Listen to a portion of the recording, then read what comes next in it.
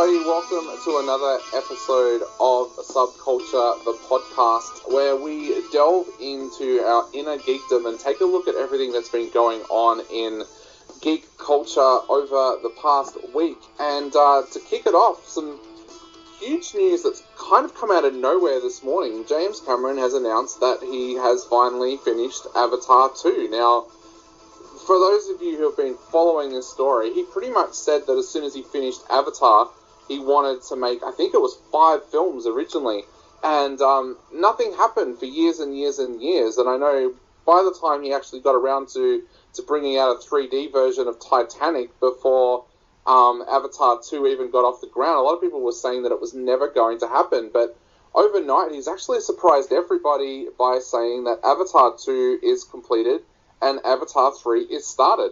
So bizarre, isn't it? I mean, you know, Avatar was such a big thing at the time, and then it was re-released in a different format.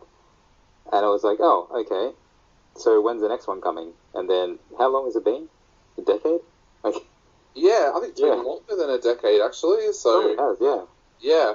But it's really unusual, because when Cameron brought out the first Avatar, I remember in all of the press conferences and everything after the first Avatar came out, he was talking about he had 5 films that he was going to make, and he was going to do a television series, there was going to be an animated series. I don't know what happened. Like, did he get writer's block? Was it money problems? It's kind of weird that it's taken so long when at the time they were talking about the fact that they were going to go, like, bang, 5 movies, TV series. It seems weird that it's taken so long to get to Avatar 2 finally being completed, when the first one was such a success and all the ideas seemed to be in place back then. Yeah, it kind of makes you wonder, like, is everyone still interested? I think there will be. Like, I went and saw the Cirque du Soleil spin-off of Avatar a few years ago here in Melbourne, and they packed out Rod Laver Arena, I think, for 3 nights in a row. I think there's still a real interest in it, and I think there'll be a lot of people out there of the new generation who might go back and revisit the first film now that this one's coming out.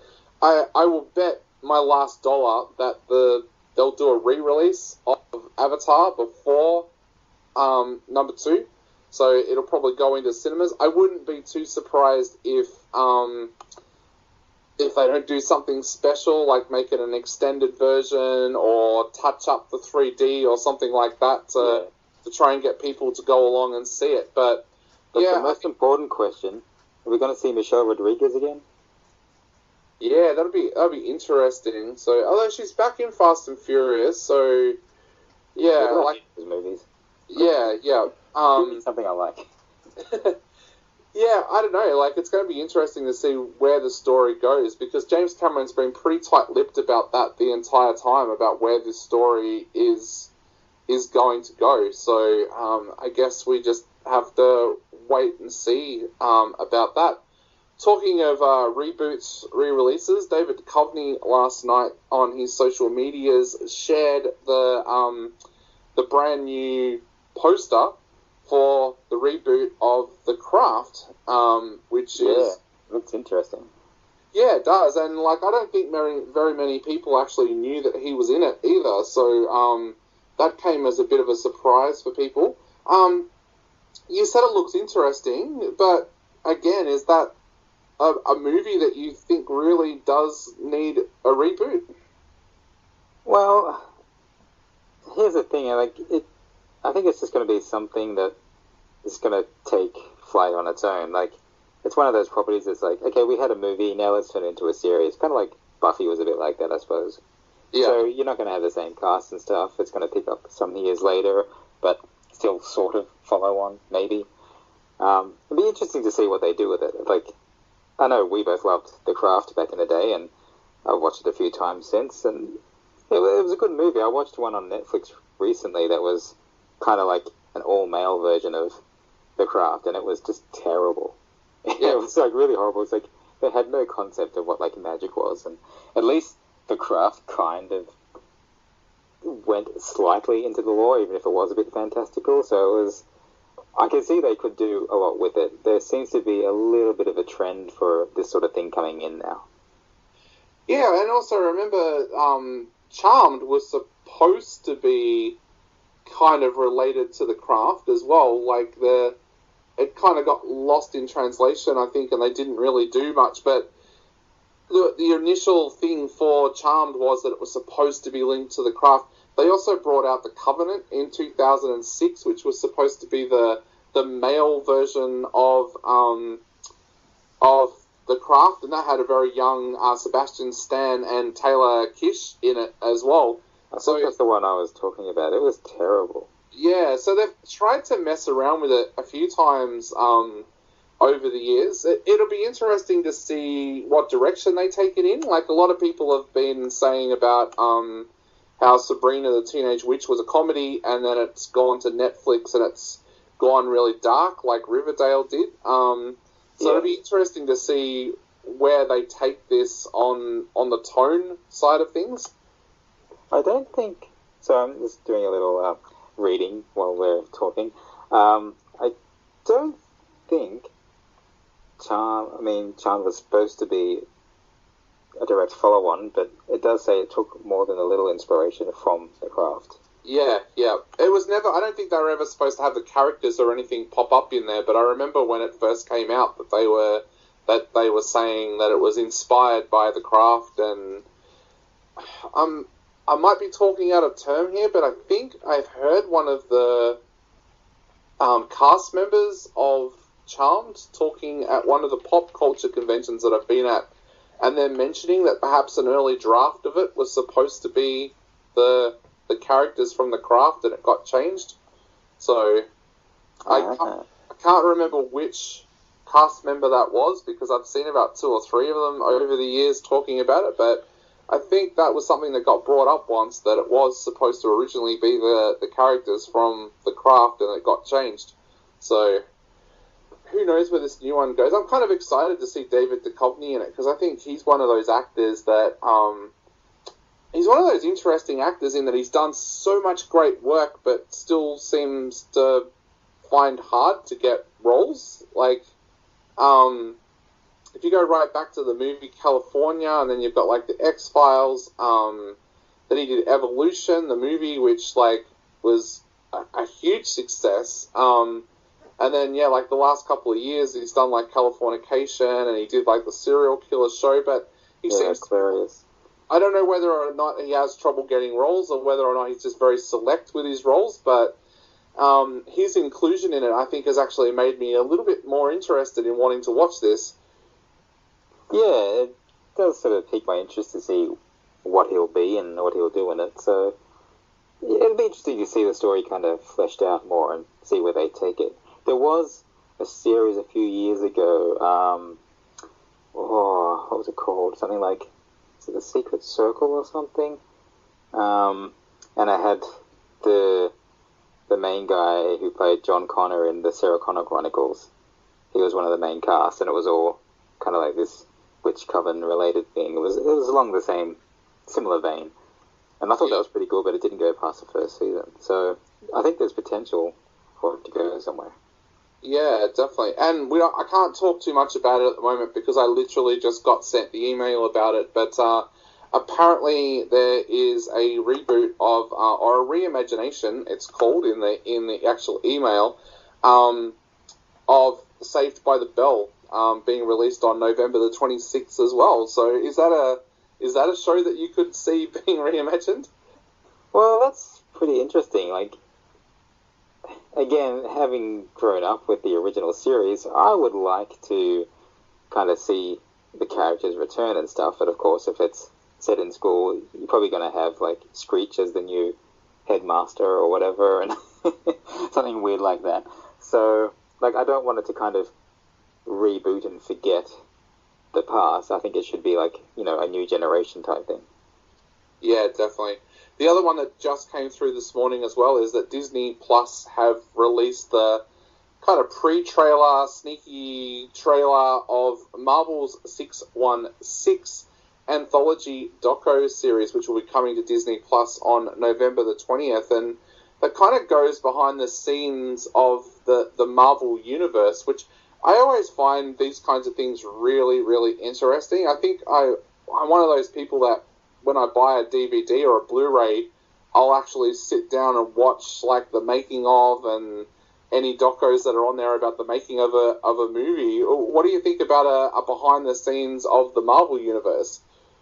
Well, I think it's I watched the trailer this morning actually, and it was a bit like, what exactly is this about? It seemed to be a bit mixed. So I guess it is looking at the real world effect of Marvel and, you know, pop culture and fandom, as well as the creation of what goes on behind it and what inspires it. So I would like to see a bit more to kind of figure it out. But yeah, I'm like you, I do like seeing behind the scenes stuff and seeing the creation and the inspirations for a lot of things. So it would be interesting to see more of this. Yeah. Okay, so moving on to our first regular segment of the show. What have we been watching? So I'll start off with you, mate. What have you been watching? Well, after your suggestion last week, I watched The Kitchen. Loved that movie. Really good. Yeah, so based on a Vertigo comic series. So, yeah, I'd like to see more of that. It's of the old, you know, kind of mobster scene and such. But, yeah, it was a good setting. I thought it was well written, well performed, pretty engaging story. I liked how it sat. Good cast, and it was good to see Melissa McCarthy do something a little different than she normally does. Yeah. Like, she's just kind of being made as one of these one-note actors, rather like Will Ferrell and, well, pretty much anyone on Saturday Night Live these days just seems to play the same character over and over. But this was good. You could see she could do something else for a change. Yeah, and it's interesting. I think they've got plans for that to go somewhere as well. I know at the time they were talking about doing another movie. They're also talking about the possibility of those characters being used in a television show as well. So there is some room, and I think that's why it was so disappointing that it didn't get a wider release in Australia, because those kind of movies, for them to go anywhere, they need popularity. But the fact that it was only screening in Australia at 10 o'clock in the morning at the cinema, like, basically meant that it didn't have a following in Australia. Yeah, it's insane. Like, there's so much crap that they put out, but something that's that decent should have got a bit of airtime. Like, it's pretty sad. Yeah. And speaking of the cinemas, what I was trying to see before they all shut down and didn't get to was Birds of Prey, and finally it's on Netflix, so I watched the Birds of Prey movie. And what did you think? I actually didn't mind it. Same. It kind of has a similar vein to The Kitchen, actually, in some way, but a bit wackier. The only thing that really kind of annoyed me was the character of Cassandra Cain, who in the comics is raised as a child assassin. She's not just some foster kid who pickpockets. Like, I thought that was really disappointing. But otherwise, it's been a pretty good movie, so I'd like to see a bit more come out of it. Yeah, it's funny how some comic book movies just seem to cop that hatred, and like it almost kills it off. Like I heard a report that they might not do the next Harley Quinn movie now unless Suicide Squad really works, because like the first two movies that she's been in have been so criticized across the board. But I don't think it's because of her.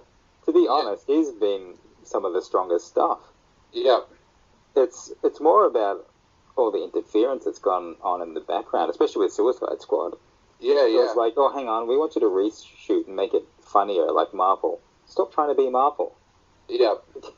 And the two movies that we're going to talk about later on as well, Green Lantern and John Carter, both of them were good movies, and just got this hate from somewhere that basically shut down anywhere where those movies were going to go. And it's so weird that happens sometimes. Like, and one of the things that I find really interesting is I want to know where that hate came from Green Lantern, because I have been to so many panels over the years where actors and actresses and directors and comic book artists get asked, what's one movie that everybody hates that you love? And universally, they nearly all answer Green Lantern.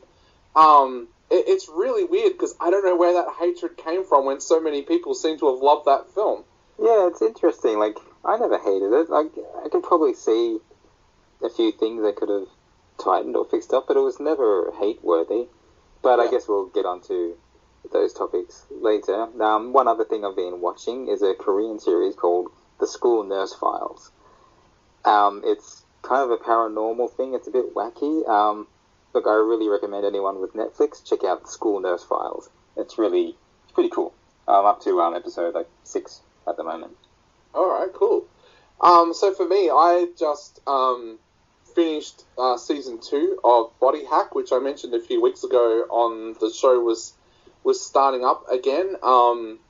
Man, what an episode last night. So for those that don't know what Body Hack is it's a documentary series made by Todd Sampson, who was Australia's #1 advertisement guy. And a few years ago, he decided to change his life completely and try and live his life in a much healthier way. One of the things that he decided to do as part of that was to go around the world and learn how other people live. So in this season, we saw him go to the Midwest of America and talk to guys who basically smash up their body every week by doing these insane demolition derbies. Then last week he went to Asia, and he studied a whole bunch of the martial arts, right down from becoming a samurai to sumo, to doing this really weird sport that I really want to have a go at now, where people ride a horse and shoot an arrow at the same time without holding onto the horse. Last night's episode, though, was the best episode of Body Hack we've ever had, and it just blew me out of the water. He basically went to Africa to learn about voodoo, and completely portrayed a different side to voodoo than what we would normally see in movies. Nothing like voodoo dolls or anything like that. This was all about calling the spirits of the ancestors into your body, and basically letting the spirits do what they want. Now, he showed the bad side and the good side to that. The good side, he kind of said that there were times when he felt completely at peace and his body felt really relaxed.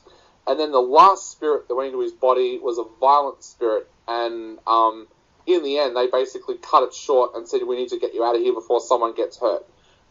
Because people were starting to act violent. It was such a full-on episode. Like, we saw animals get their throats slit, like on TV, basically. A brutal episode, but like such a fascinating thing to see how people who worship voodoo actually and practice voodoo do that. So yeah, if you haven't checked them out now. They're all online now, I think. The other thing I watched as well was a documentary last week called Pacifico, which was about two guys who basically had a dream of going on a surf tour through South America.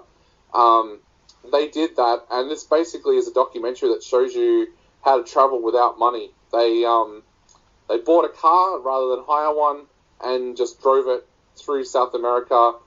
Some amazing scenery. Do you need money to buy a car? Yeah, but it was like dirt cheap. Like, they were basically saying that like the car that they bought was equal to how much it would have cost them if they had rented a car for a week, and they were there for 3 months, I think it was. Yeah. And yeah, just an amazing doco that like about what you can do when you set your mind to it, kind of thing. So one of them met someone and fell in love, and they're still together. So yeah, an amazing little doco called Pacifico. And now, moving along from that, we're going into to bring it back, but bring it back is kind of going to coincide with the casting couch this week, because we had somebody write into us and say that they wanted us to recast John Carter and Green Lantern. Ironically, Harley and I had already spoken about the fact that they were also movies that we were going to look at in Bring It Back. So, yeah, we'll dive straight into it. Where did you want to start, mate? Where to start? Well, what do you think about... Okay, let's bring back John Carter. Why do you think this didn't go on? Oh, look, this is another one of those movies that for some reason got all this hate, and I don't know why, because I rewatched it again a couple of weeks ago, and it was a good movie. Like, I don't know what people expected. Like, to me, it's a pretty engrossing story. I love the character of John Carter. I love this whole alien life form kind of stuff that got brought into it. I'll be honest, there's parts of John Carter that I enjoy more than watching Lord of the Rings. I find Lord of the Rings really difficult to watch. Yeah. And I thought it was a world that could have really been opened up. Like, the graphic novels and the comics have been going for so long that there's so much more that they can explore with the John Carter character. Yeah. And I think it's been so long since the movie now that I would actually bring it back as a Netflix series, but like a big blockbuster series. Well, being that it's Marvel, it will probably be a Disney Plus series. Yeah. But, look, I think they absolutely should do that. I think there's a lot they could explore. There were such great characters created. All the different aliens and Mars were great. It seems a shame that it just didn't seem to get love for some reason. Yeah. Or is that just internet trolls? I don't get it. It's the same with Green Lantern. A lot of people seem to like it, but there's this overwhelming thing of hate that you hear online and wherever, so I don't get it. Yeah. Now, I had a look at casting, and I think there's some actors out there that would be absolutely great in this role. I'm a bit like you last week, though. I've thrown in a couple there that I think studios would want to hire. My personal choices, though, if I had to narrow it down to like 3 or 4, Jason Momoa, I thought would play a pretty good John Carter. It's funny, he popped into my head for some reason as well. Yeah, I've also put Kit Harrington down there. Look, if I had to, my ultimate casting would be to bring Taylor Kish back, because I thought he was great in it, and I think his acting has actually got better over the years because he went back and did more Friday Night Lights and stuff like that. I thought Kit Harrington, if you bulked him up a little bit, could play a good John Carter. I think so. I also thought of, if you wanted to go for a bit of an older John Carter, which I've heard some people say he should have been older, I thought of Sam Worthington or Mark Wahlberg to step into that role and play an older version. Although I've got a funny feeling that if they did do another John Carter, the first 2 picks right now from Hollywood would be The Rock or John Cena. It probably would be too. I reckon, when did it come out? Was it like 2012 or something? Yeah, 2012, yeah. Yeah, so, it's almost 10 years, so Taylor Kish is 10 years older. You should be happy with it now. Yeah, I think he would be an absolutely great choice of John Carter, because I think the poor guy didn't do anything wrong the first time around, so... I enjoyed him in the role. He kept me watching. The world they created was brilliant.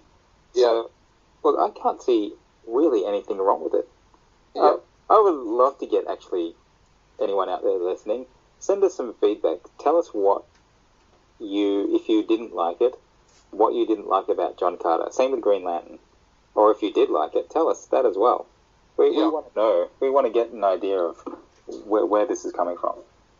And you'd have to bring back David Schwimmer to do his little voice-over cameo that he did in the original John Carter as well, where he plays one of the little creatures. So, yeah, get David Schwimmer back in there for a bit of a laugh. But well, I think that's what you do if you had a series. You get lots of, high-profile kind of guests to come in to play little creatures and stuff.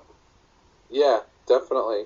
So, And it's really interesting because I was talking to a few friends this week about movies like this, and another movie that someone mentioned was Valerian, like another movie that I absolutely love that. Yes. Yeah, and like it got all this universal hatred to the point that they went no further with it. But I see John Carter and Valerian as very similar because a lot of people have criticized those movies and said, oh, they ripped off stuff from Star Wars. But it's actually the other way around. Yeah, it's the opposite. Star Wars stole, like, frames from the original Valerian comic books and put it as scenes in their movie. Everything from Star Wars came from Valerian and Lorelei. Yeah, and there's been a few things that's popped up in Star Wars over the years where it's been very similar to things that have been in John Carter as well. So, pretty interesting that's one of the reasons why it's hated when it's actually the flip side and the opposite way around. Well, I'll tell you what, if you were to ask me now, which would I prefer to be made? Valerian series or more Star Wars? I would go with Valerian. Star Wars, since The Force Awakens, has been crap. Yeah. It's had a couple of good moments in the second two movies. Well, actually, pretty much the second movie. But, they've kind of killed it. Like, yeah. Yeah. And the thing about John Carter as well is there's so much more room to go, like, with the stories, because they've made so many stories as well. Like even just a quick glance through, there's been so many John Carter storylines that have come out of the comics and stuff over the years that there's no reason why you couldn't, like, just keep on exploring that world and just taking it further and further. There's a lot of characters in there that barely got a mention in the first movie, and like there's 11 books in the end. Like, if you go back to the original source material of Edgar Wright's books, there's 11 books to explore. So there's more than enough room in there to actually turn this into a series that could keep on going on and on and on, I think. Yeah, totally agree. So I guess now we'll move on to Green Lantern, which, very similar to John Carter, was a movie that came out and was universally kind of jumped on. Ryan Reynolds, of course, was Hal Jordan in the original Green Lantern. I thought he did a great job. Like, this is another one of those ones where if they said to me, unlimited money, who do you want as Green Lantern? I'd probably say Ryan Reynolds again, but don't animate the costume. Yeah, of course, he's also moved on, like, in the franchises as well, and is pretty much wrapped up in the Marvel Universe. So today's casting couch is we're going to be taking a look at who we think would make good Green Lanterns. I've got a pretty big list here, so I think we'll start off with you. Who do you think would make good Green Lanterns and why? Well, here's the thing. We've had a number of human Green Lanterns, and if we ignore the original, which was Alan Scott, because he's kind of from the golden age and kind of doesn't really get counted because it's a bit different. His powers came from magic. So when they introduced the character of Hal Jordan in the Silver Age, they kind of rewrote it as this alien thing with the rings and all that stuff. So theoretically, we could still say that Ryan Reynolds is Hal Jordan, but maybe he's not the one who's going to be in these movies. We had Jon Stewart as the next Green Lantern.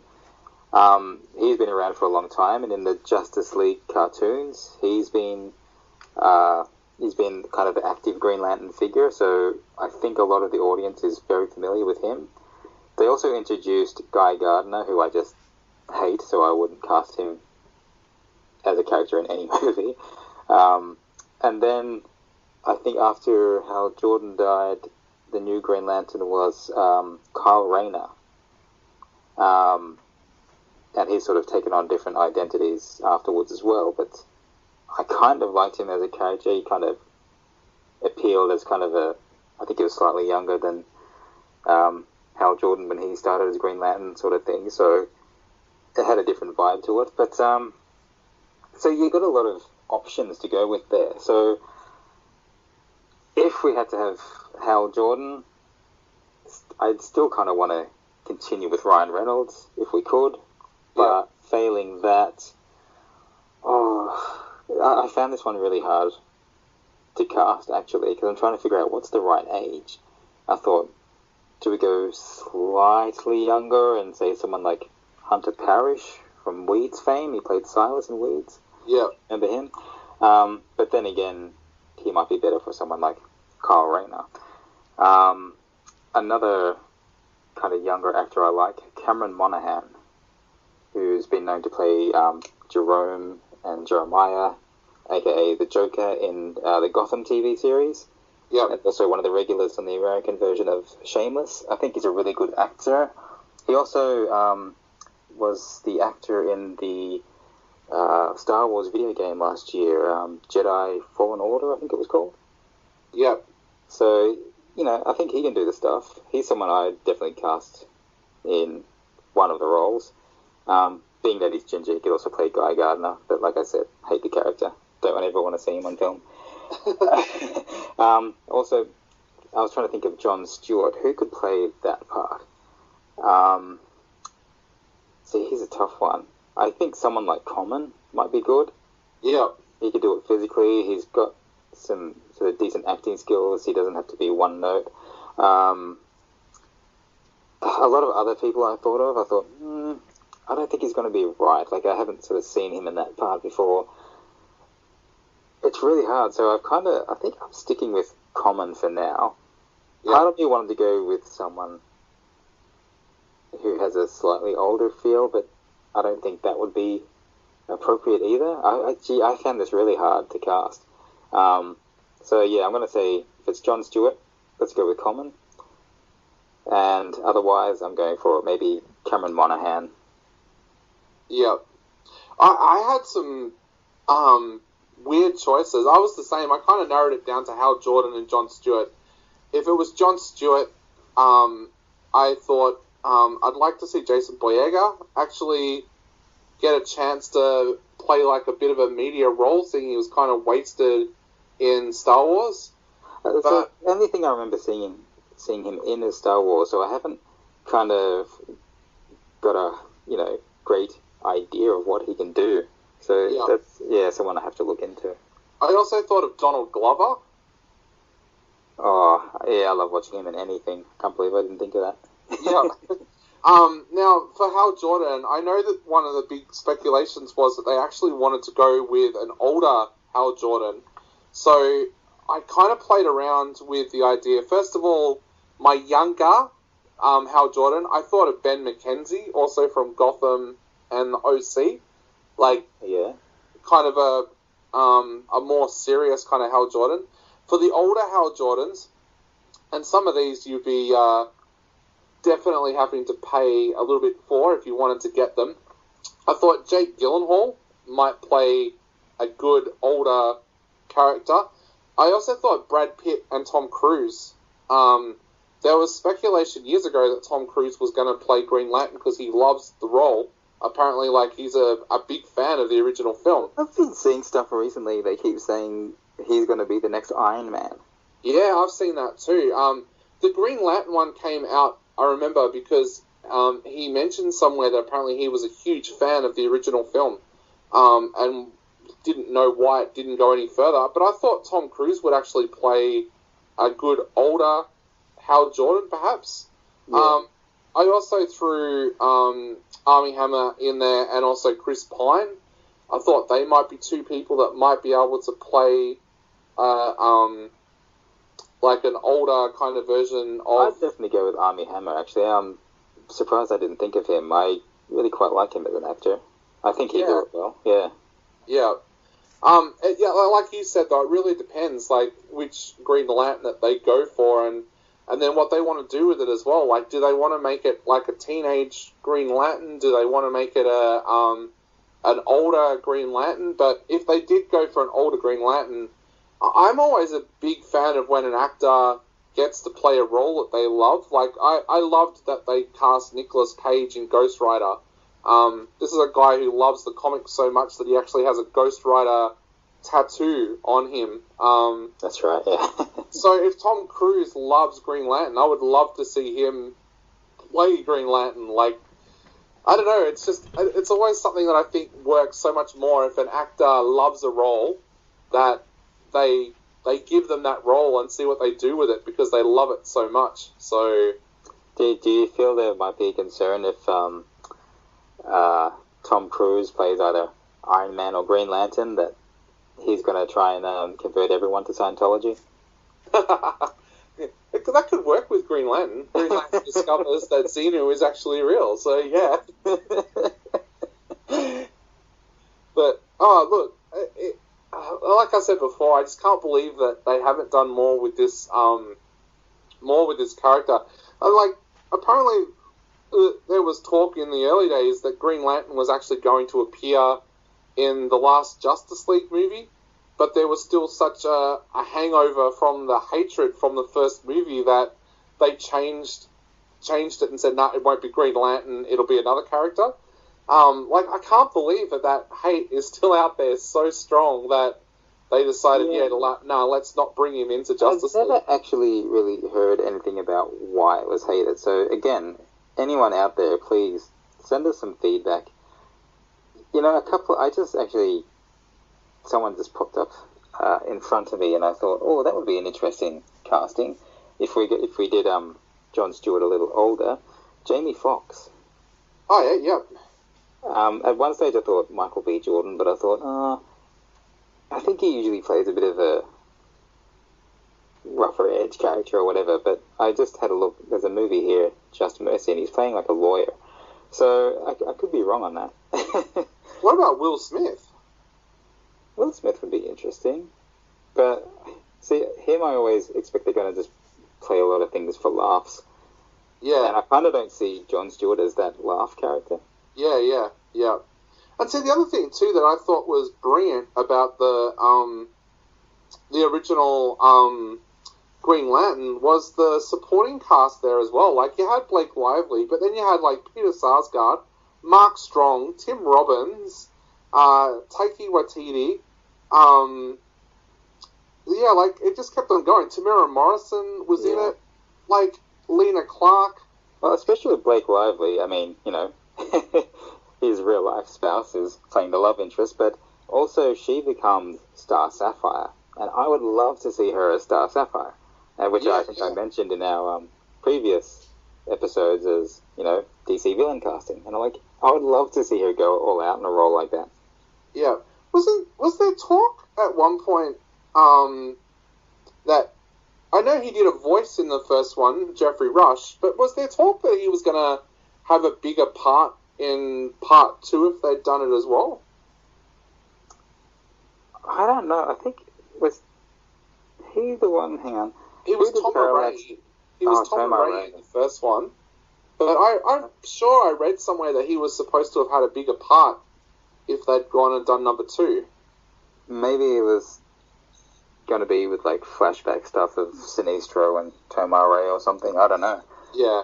And that's what I don't get about the hatred for that movie. Like, Jeffrey Rush is not the kind of guy that picks up a bad script. Like, you had actors in that movie that really must have believed in that film to have done it. Like, you could kind of say at that time Ryan Reynolds was still trying to make a bit of a name for himself, so he might have jumped at the opportunity of playing a part that wasn't such a great part. But when you're talking about having people like Peter Sarsgaard, Mark Strong, and Jeffrey Rush as a supporting cast, you start to think that, hang on, must have been something about that script that made those guys want to be involved with it. Yeah, it seemed like it was really on this sort of burgeoning wave of, you know what, the superhero movies are the thing now. I think they probably all wanted to get in on it. It flummoxes me. I remember thinking, actually, Ryan Reynolds was sort of odd casting in my head for Hal Jordan, but I actually quite like him. Like, he played it a bit jokier than I would have first thought. Yeah. But I don't hate it because he is supposed to be a bit of a hothead. You know, he'll sort of shrug things off with a joke to deflect from the fact that, you know, he actually is scared or whatever. So I think there is something in it. Look, maybe it just needed to have his character fleshed out a bit, put a bit more meat on it, or I don't know. Yeah. But that's all I can think of, really. Still gets me. That movie's still always going to have a part in my heart because of something funny that happened around that movie. I remember I was going on a flight and I just bought myself a portable DVD player, and I'd run up the airline and found out, am I allowed to use a portable DVD player on your flight? Yep, you can. Only restriction, you cannot watch a movie that's got a plane crash in it. That's the only rule that they set. I completely forgot about Hal Jordan's dad dying in a plane crash at the start of that movie, and I chucked Green Lantern into my player and started to watch it. As the person sitting next to me, I realized very quickly, was a nervous flyer and was not happy with the scenes of the plane crash at the start of Green Lantern. So yeah, that movie's always going to have a little bit of a soft spot in my heart because of that. This is what you get for not minding your own business. Exactly.